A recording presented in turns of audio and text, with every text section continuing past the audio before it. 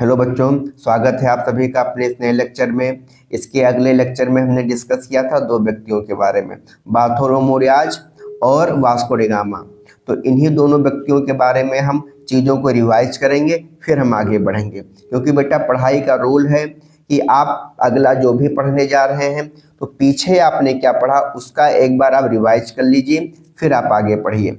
तो बेटा अगर हम बात करें यहाँ बार्थोलोमेव डियाज की, तो बार्थोलोमेव डियाज वो व्यक्ति है बेटा जो भारत आने के लिए समुद्र मार्ग की खोज करने का पहली बार प्रयास करता है, लेकिन यह असफल हो जाता है और ये केप ऑफ गुड होप से वापस चला जाता है। और बेटा ये बात है सन 1488 की। तो परीक्षा में प्रश्न आते हैं कि केप ऑफ गुड होप को किसने खोजा और कब खोजा। तो जवाब होना चाहिए केप ऑफ गुड होप की खोज बार्थोलोमेव डियाज ने सन 1488 में किया। अब जब ये Bartholomew Dias Cape of Good Hope से वापस चला जाता है, फिर वास्को डी गामा को भारत भेजा जाता है और ये वास्को डी गामा इतना प्रतिभाशाली होता है कि पहली बार में ही भारत पहुंच जाता है। कहाँ पहुंचता है? केरल के कालीकट के बंदरगाह पे। फिर इसका वहाँ स्वागत करते हैं जमोरी। और एक बात यहाँ ध्यान देना बेटा, जब ये वास्को डी गामा भारत आ रहा था तो ये भी समुद्र मार्ग में रास्ता भटक गया था, इसे भी नहीं पता था, ये भी भूल गया। तभी इसकी मुलाकात हो जाती है गुजराती व्यापारी से। गुजराती व्यापारी से जब मुलाकात होती है तो डी गामा पूछता है कि भैया हमको भारत जाना है, रास्ता में भटक गया हूँ। तो ये जो गुजराती व्यापारी होता है बेटा, इसका नाम होता है मुनीक, अब्दुल मुनीक, और कहीं कहीं इसका नाम लिखा मिलता है अब्दुल मजीद। तो कंफ्यूज नहीं होना है। तो ये अब्दुल मुनीक से वास्को डी गामा हेल्प मांगता है और ये अब्दुल मुनीक क्या करता है, वास्को डी गामा की हेल्प कर देता है। अब जब ये वास्को डी गामा पहुंचता है तो वहां कुछ दिन तक रुकता है, उसके बाद में फिर ये वापस चला जाता है अपने देश। तो बेटा यहाँ प्रश्न बनता है कि वास्को डी गामा का पथ प्रदर्शक कौन रहा? तो जवाब होना चाहिए अब्दुल मुनीक। अब जब ये वास्को डी गामा अपने देश पुर्तगाल पहुंच जाता तो जैसा कि मैंने डिस्कस किया था कि अपने साथ मसाले वगैरह लेकर गया था, जहां पर इसने सारे जब इनको बेचा तो सारे खर्चों को निकाल कर इसको 60 गुना प्रॉफिट हुआ। अब जब इसको 60 गुना प्रॉफिट हुआ तो वहाँ के जो शासक होते हैं, जो बड़े बड़े व्यापारी होते हैं, ये एक मीटिंग बुलाते हैं और ये डिस्कस करते हैं, ये चर्चा करते हैं कि हमें भारत के साथ व्यापार करना चाहिए, हमें भारत के साथ व्यापार का संबंध बनाना चाहिए और ये हम सभी के लिए फायदे की बात होगी। मीटिंग होती है, चर्चा होती है और इसी में एक व्यक्ति होता है बेटा पेड्रो अल्वारेज। पेड्रो अल्वारेज को तैयार किया जाता है कि आप भारत जाइए और वहां अपना व्यापारिक संबंध बनाइए। पेड्रो अल्वारेज तैयार होता है भारत आने के लिए, लेकिन यहाँ एक बात ध्यान देना और इसको नोट भी करना, पेड्रो अल्वारेज बेटा अकेले नहीं आता है, उसके साथ 13 जहाज होते हैं और 1200 लोगों की संख्या होती है। यहाँ एक व्यक्ति और भी होता है इसके पेड्रो अल्वारेज के साथ, जिसे आप पढ़ भी चुके हैं अगले लेक्चर में। इस पेड्रो अल्वारेज के साथ बार्थोलोमेव डियाज भी होता है और ये वही बार्थोलोमेव डियाज होता है जो केप ऑफ गुड होप से वापस चला जाता है। लेकिन इस बार क्या होता है, पेड्रो अल्वारेज के साथ बार्थोलोमेव डियाज को भेजा जाता है। अब बार्थोलोमेव डियाज को इसलिए भेजा जाता है बेटा क्योंकि ये जो पेड्रो अल्वारेज हमारा होता है, इसको जहाज का उतना ज्ञान नहीं था कि जहाज को कैसे ऑपरेट करना है, जहाज खराब हो जाए तो कैसे उसको सही करना है, इसको उतना नॉलेज नहीं थी। और बार्थोलोमेव डियाज को पूरी नॉलेज थी, इसलिए इसको भेजा जाता है। और एक बात यहाँ आप और नोट करना, ये पेड्रो अल्वारेज वही व्यक्ति है जिसने ब्राजील को भी खोजा था। तो ये बात आप नोट कर लेना कि पेड्रो अल्वारेज ने ब्राजील को खोज चुका था। अब जब ये सब तैयार हो जाते हैं तो ये भारत के लिए निकल पड़ते हैं और ये 13 सितंबर 1500 की बात है बेटा, 13 सितंबर 1500 की बात है, ये भारत पहुंच जाते हैं। और जब ये भारत पहुंच जाते हैं तो कुछ समय बाद 1501 की बात है, जो पुर्तगाल के शासक होते हैं बेटा मैनुअल प्रथम, ये भारत के साथ व्यापार के लिए अपने आप को मालिक घोषित कर देते हैं। तो इस बात को नोट रखना, मैं रिपीट कर रहा हूँ, जब ये पेड्रो अल्वारेज और बार्थोलोमू जब ये सब भारत पहुंच जाते हैं कालीकट बंदरगाह पे, तो इसी के कब पहुंचते हैं, 13 सितंबर 1500 को पहुंचते हैं। और इसके कुछ ही महीनों के बाद जो पुर्तगाल का शासक होता है मैनुअल प्रथम, ये भारत, अरब और फारस के साथ व्यापार में अपने आप को मालिक घोषित कर देता है।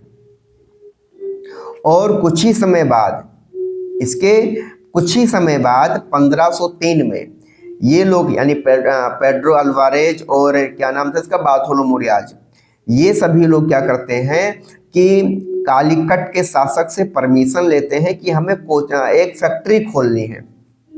और ये कोचीन, और इनको परमिशन मिल भी जाती है। और ये बेटा ये 1503 में अपनी कोचीन में पहली फैक्ट्री स्थापित करती हैं। और ये पुर्तगालियों की पहली फैक्ट्री थी और यूरोपियों की भी पहली फैक्ट्री थी। ये अपना फैक्ट्री स्थापित कर देते हैं।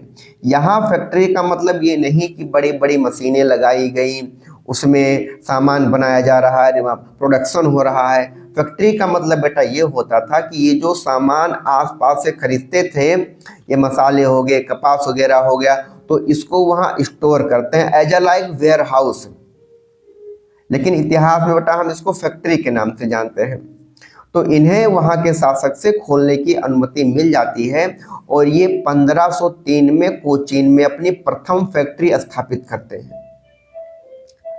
अब जब ये फैक्ट्री स्थापित कर देते हैं और अपने व्यापार को बढ़ाने लगते हैं बेटा, तो जो अरब व्यापारी होते हैं, ये बात जरा सा भी उनको पसंद नहीं आती है और उन्हें खतरा भी महसूस होने लगता है। अब खतरा किस बात का महसूस होने लगता है? खतरा इस बात का महसूस होने लगता है बेटा कि जो इन अरबियों ने वर्षों से इस क्षेत्र के व्यापार पर अपना एक एकाधिकार बना के रखा था कि हमारे अलावा इस जगह पे कोई व्यापार नहीं करेगा।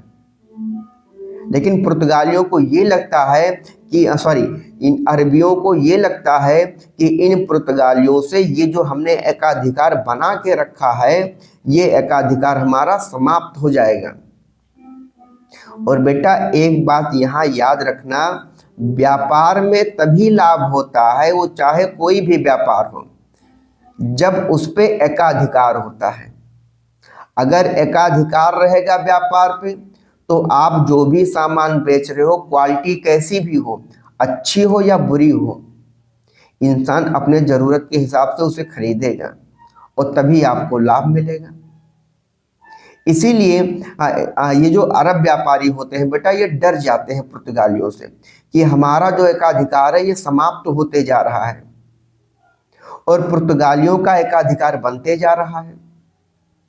और ये जो अरब व्यापारी होते हैं ये क्रोधित हो जाते हैं, गुस्से मतलब बहुत गुस्सा होते हैं और ये आवेश में आकर पुर्तगालियों पर हमला कर देते हैं।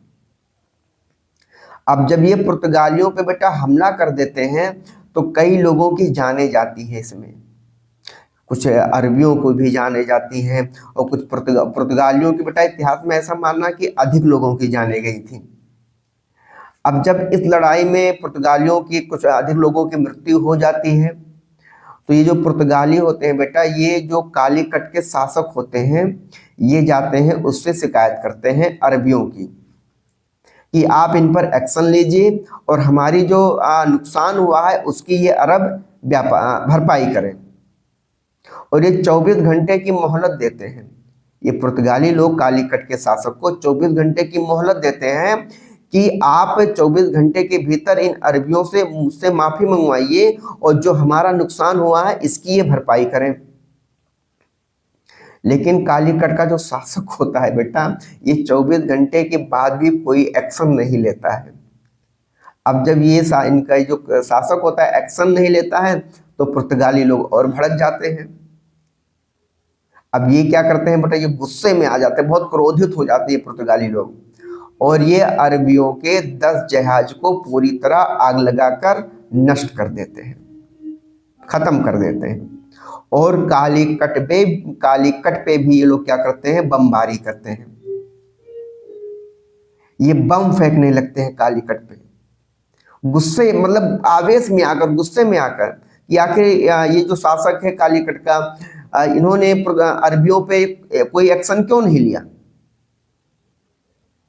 और इसी तरह बेटा अपने दम के बल पर ये पुर्तगाली लोग अपने व्यापार को पूरी तरह स्थापित कर लेते हैं और अपने व्यापार को और आगे भी बढ़ाने का ये लोग प्रयास करने लगते हैं। और इसके बाद जब इनका व्यापार पूरी तरह स्थापित हो जाता है, फिर ये पुर्तगाल के लोग क्या करते हैं कि अपने गवर्नरों को भेजना शुरू करते हैं। सबसे पहले जो गवर्नर आता है बेटा वो फ्रांसिस्को डी अल्मीडा आता है। जब व्यापार का स्थापित हो जाता है तो ये लोग पुर्तगाली लोग ये सोचते हैं कि व्यापार के ये पुर्तगाली लोग ये सोचते हैं कि भारत में अब व्यापार के साथ साथ अपनी राजनीतिक भी पकड़ बनानी चाहिए और राजनीति में भी इनके दखल अंदाजी करना चाहिए। तो इसलिए ये पुर्तगाली लोग अपने गवर्नर को भेजते हैं बेटा, और ये पहली बार जो गवर्नर को भेजते हैं उसका नाम होता है बेटा फ्रांसिस्को डी अल्मीडा। ये पुर्तगाल का पहला गवर्नर है और यूरोप का भी पहला गवर्नर है जो भारत आता है। अब ये भारत कब आया और इसने क्या क्या काम किए, इसके बारे में बेटा हम अगले वीडियो में लेक्चर करेंगे। आपको कोई भी टॉपिक या कोई भी लाइन आपको ना समझ में आई हो या किसी लाइन में या किसी टॉपिक पे आपको डाउट हुआ हो तो आप कमेंट बॉक्स में आप पूछ सकते हैं, आपके डाउट को क्लियर किया जाएगा। तब तक के लिए आप पढ़ते रहिए, चीज़ों को रिवाइज करते रहिए। Thank you. जय हिंद, जय भारत।